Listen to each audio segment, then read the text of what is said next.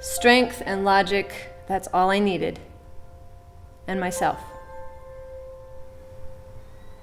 I had a very tough wall put around myself because of my insistence on living by my own will and by my own intellect, and that's it. I was 12 years old the first time I used marijuana, and I was sure that that's what it was missing in my life to make me fit in. 6 years later, I found myself injecting meth for the first time. When I was younger, I accepted Christ into my life. I didn't know exactly what I was doing because I was doing it for somebody else. I wanted the praise. I'm like, oh my gosh, David did it. He accepted Christ into his life. Well, I didn't hold on to that for too much longer. But I finally said, if there is any truth to what the church has been saying about Jesus and heaven and hell, I'm in trouble. Because when I grew up and living in Portland, I really got into some trouble. I started drinking a lot and started using drugs, and it got to the point where I can go out every night and get high and get drunk and then come home and maybe take an hour power nap and go to work. All my fears were gone. I was sure that this was what it was that I needed. For the next 20 years, I spent digging a hole in and around my life until I ended up 150 miles past rock bottom. So that's when I talked to him for the first time. So if you are real, please come into my life. We'll see. We'll see what happens.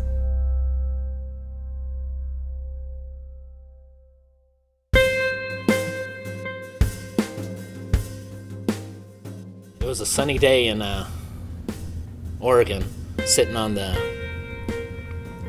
Columbia River in a stolen VW van. I had $1,500 cash and an ounce of meth in my pocket, with tears running down my face.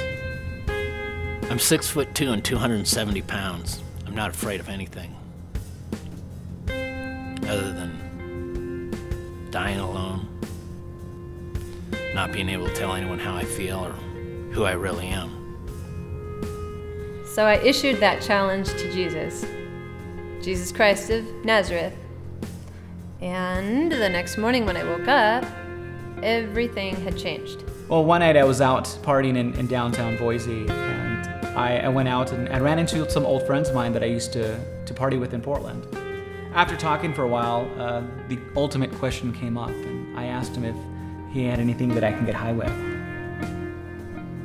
Nothing changed in my circumstances, but everything changed in my heart and in my mind. And yet, I still doubted. He said he had to run to the store, so I just stayed behind. Not even about 5 minutes later, there was a loud knock on the door, and I went to open the door thinking that they just locked their keys out. Instead, it was his probation officer that walked in. They came in the apartment and searched the house or the apartment, and in doing so, they also grabbed my bag and searched it. And in my bag, there was a tab of ecstasy that they had found. And that night, I was arrested, and I spent that night and actually a couple of nights after that in jail. I didn't doubt that Jesus was real. I just wasn't sure if he was the only way to heaven. Like maybe that happens anytime anybody prays to anybody or anything, I don't know. I was so miserable inside. It was tearing me apart. I knew in my heart that there was more to be had than drugs, money, cars, women. I had used every single one of those trying to fill that empty hole inside of me, and none of it worked. I knew, without a doubt, that something had to give, something had to change. And during that entire time, I didn't want to take responsibility in saying this, yes, it was mine. I was angry at the probation because they searched my bag, and I was angry at everybody else, and I was making any lie that I can possibly think of. And I just didn't want to face the truth. I didn't want to face the reality that I was doing wrong.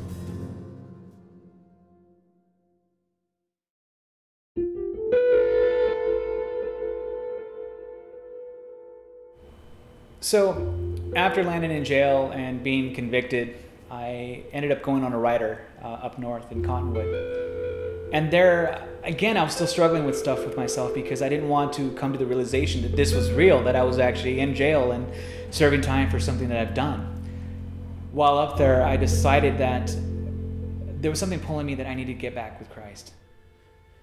It was after midnight on a freezing cold night, late October, and I was walking down Rose Hill. And I spoke directly to God, saying, I know you're there.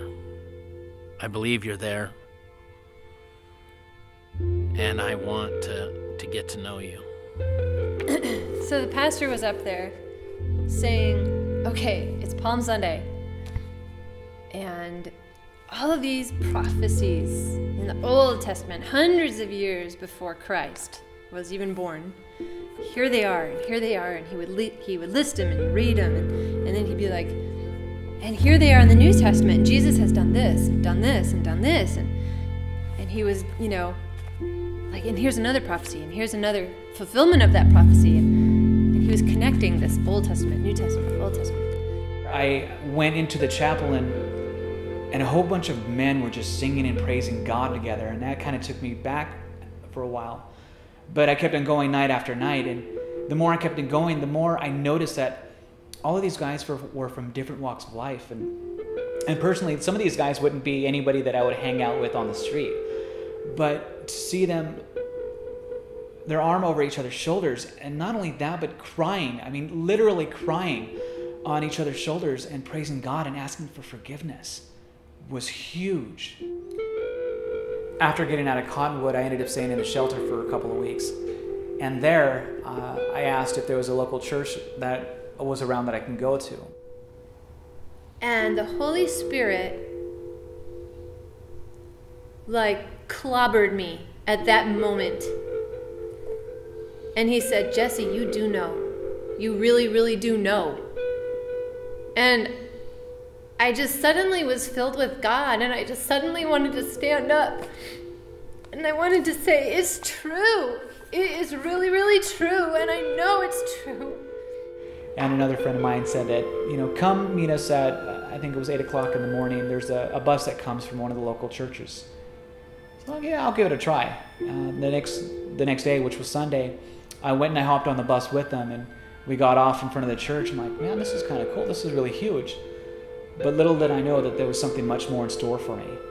That as soon as I walked through the doors, I looked all around and I just couldn't believe it. And all of a sudden, those words that I'm home, loud as day, in my mind, and I just started to tear up and I started to cry, and I felt like I was truly home. The next morning, I walked into a local church, and there was this little man standing up on the stage, telling me there was unconditional love. For me, all I had to do was walk up and receive it, nothing more. I was excited, scared. I had tears running down my face. And the next thing I knew, I was on my feet, walking up to the stage, and I said, "Excuse me, sir, but I can't do this anymore. I need Jesus." And at that moment, that hole within me became filled, and the fear was gone, the uncertainty, and I knew that I had been saved from myself, this world, and all of the stuff in it. Thanks, God.